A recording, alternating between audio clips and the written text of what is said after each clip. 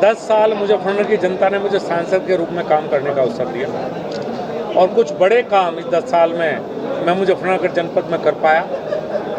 मुजफ्फरनगर की जनता के सुख दुख में हमेशा खड़ा रहा। तो मैं आज उन्हें 10 साल जो मुझे मौका दिया उसके लिए धन्यवाद करना चाहता हूँ। इस बार भी 4.5 लाख के करीब वोट मुजफ्फरनगर की जनता ने मुझे दिए।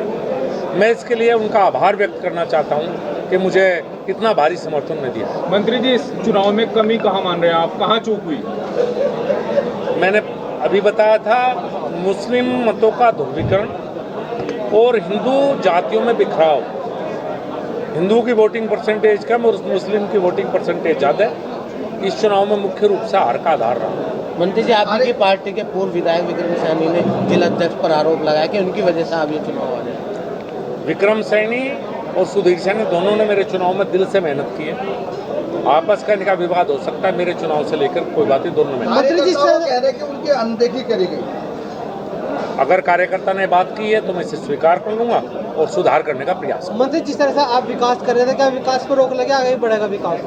हाँ, दिक्कतें तो चूंकि केंद्र में भारतीय जनता पार्टी की सरकार है, प्रदेश में भारतीय जनता पार्टी की सरकार है और हमारे जो नवनियुक्त सांसद है जिन्हें मैं बधाई दूंगा सबसे पहले तो चुनाव जीतने की, उनका कभी फोकस विकास की तरफ नहीं रहा। वो थाने तहसील की राजनीति हमेशा ज़्यादा करते रहे और उसी पर शायद उनका फोकस रहा है। तो एक आपका विजन होना चाहिए, फोकस होना चाहिए। मैं तो उनसे अनुरोध करूंगा कि विकास की राजनीति की शुरुआत के जनता ने उनको मौका। मंत्री जी, नए सांसद को कोई आपकी सलाह, जो आप पायलट प्रोजेक्ट कोई बनाना चाहते हो, इस तरह का कोई विकास कार्य कराना चाहते हो?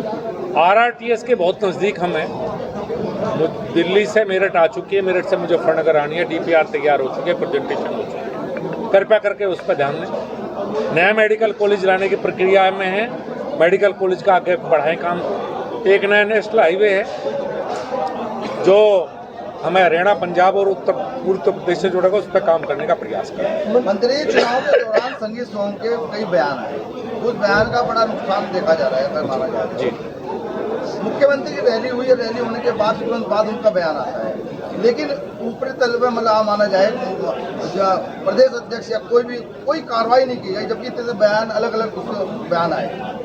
हाँ, मैं उम्मीद करता हूँ कि कार्रवाई होनी चाहिए थी और आगे भी उम्मीद रखूंगा अपनी पार्टी से कि जो बिल्कुल खुले तौर पर जिन्हें समाजवादी पार्टी का चुनाव लड़ा है और यहाँ बड़ी पोजीशन लिए हुए हैं और सरकारी सुविधाएं भी ले रहे हैं, तो कृपया करके पार्टी, मेरा निवेदन रहेगा, पार्टी उस पर शायद ध्यान देगी और कार्रवाई निश्चित। मंत्री जी, समाजवादी पार्टी के सांसद जीतने के बाद हिंदू महिला के साथ छेड़छाड़ी घटना बढ़ी है, एक वीडियो वायरल हुआ था जाट कॉलोनी का, क्या कहेंगे आप इस बारे में? कुछ लोगों को गलतफहमी हो गई थी कि सांसद बन गए तो बहुत बड़े बन गए।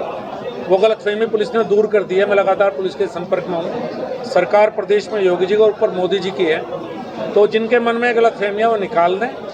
सरकार भारतीय जनता पार्टी की। मंत्री जी, पूर्व विधायक संगीत सोम ने कहा था कि एक बयान बहुत वायरल हुआ उनका कि स्तर नहीं है आपसे बात करने का, ऐसा क्या है इस तरह? अब ये तो मैं कह नहीं सकता। मैं PhD हूँ वेटनरी साइंसेज में, 2 बार मुजफ्फरनगर का सांसद रहा हूँ, 8.5 साल केंद्रीय मंत्री रहा हूँ, सरकारी नौकरी में भी रहा हूँ। कृपया करके स्तर तो मुझे शिक्षा से होता है, उससे होता है। उनका शिक्षा का पूछा है, स्तर आप ही जोड़ लें, किसका स्तर कहाँ है।